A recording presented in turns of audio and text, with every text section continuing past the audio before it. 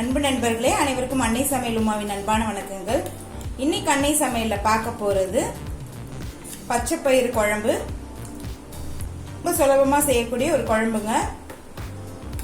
வாங்க பச்சைப்பயிறு குழம்பு எப்படி செய்யறதுன்னு பார்க்கலாம். பச்சைப்பயிரை 3 மணி நேரம் ஊற வச்சு சேர்த்துக்கலாங்க. பச்சைப்பயிரை ஊற வச்சு வேக வச்சோம்னா சீக்கிரம் வெந்துடும்.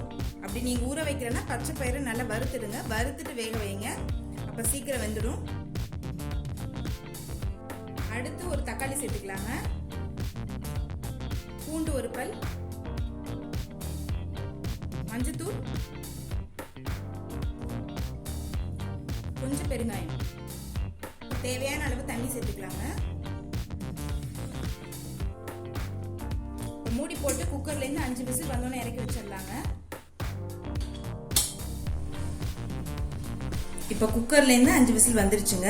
பச்சை பயிறு பாத்தீங்கன்னா நல்லா வெந்திருக்கு. பச்சை பயிறு நல்லா மசிச்சு விட்டுருங்க. இது மாதிரி நல்லா மசிச்சு விட்டுருங்க. இப்ப இதை எடுத்து தனியா வச்சிடலாம். இப்ப பச்சை பயிறு குழம்புக்கு பொடி ரெடி பண்ணிக்கலாங்க. 4 காஞ்ச மிளகாய், 1 டேபிள் ஸ்பூன் தனியா, 1/2 டீஸ்பூன் மிளகு, 1/2 டீஸ்பூன் சீரகம். இது எல்லாத்தையும் நல்ல வாசனை வர வரைக்கும் வறுத்துக்கலாங்க. இது மாதிரி பொடி அரைச்சு போட்டீங்கன்னா நல்ல வாசனையா இருக்கும். இது எல்லாத்தையும் நல்லா வறுத்தாச்சு.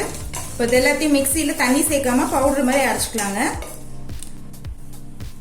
கடாயில தேவையான அளவு எண்ணெய், 1/2 டீஸ்பூன் கடுகு, 1/2 டீஸ்பூன் உளுந்து,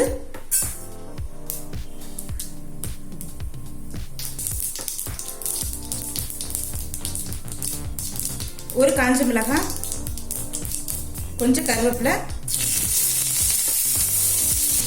கொஞ்சம் பெருங்காயம் சேர்த்துக்கலாம். அடுத்து ஒரு வெங்காயம் சேர்த்துக்கலாங்க.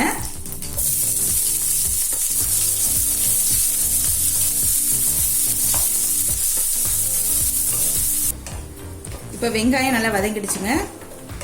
அடுத்து நம்ம அரைச்சு வச்சிருக்க பொடியை இதுல சேர்த்துக்கலாம். பொடியும் சேர்த்துட்டு 1 நிமிஷம் வரைக்கும் நல்லா வதக்கிக்கலாம்.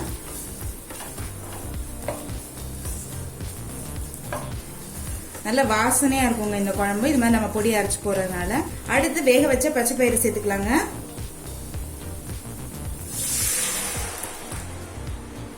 நல்லா மிக்ஸ் பண்ணிருங்க.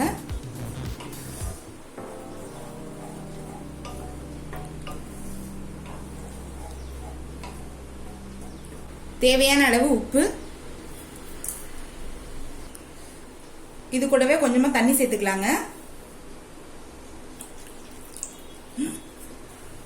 ஒரு 2 நிமிஷம் ஸ்லோல இருக்கட்டும். ஒரு சின்ன நெல்லிக்காய் அளவு புளியை கரைச்சி இதுல சேர்த்துக்கலாங்க.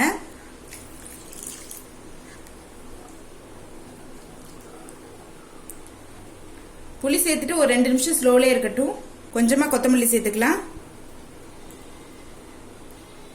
பச்சை பயிறு குழம்பு ரெடி ஆயிடுச்சுங்க. நம்ம சர்வ் பண்ணிடலாம். இப்ப சுவையான பச்சை பயிறு குழம்பு ரெடி ஆயிடுச்சுங்க. ரெசிபியை ட்ரை பண்ணி பாருங்க, கண்டிப்பா உங்களுக்கே பிடிக்கும். ரெசிபி பிடிச்சிருந்ததுன்னா வீடியோவை லைக் பண்ணுங்க, கமெண்ட் பண்ணுங்க, ஷேர் பண்ணுங்க. இது வரைக்கும் அன்னை சமையல் சேனலை சப்ஸ்கிரைப் பண்ணலன்னா சப்ஸ்கிரைப் பண்ணுங்க. தேங்க்யூ.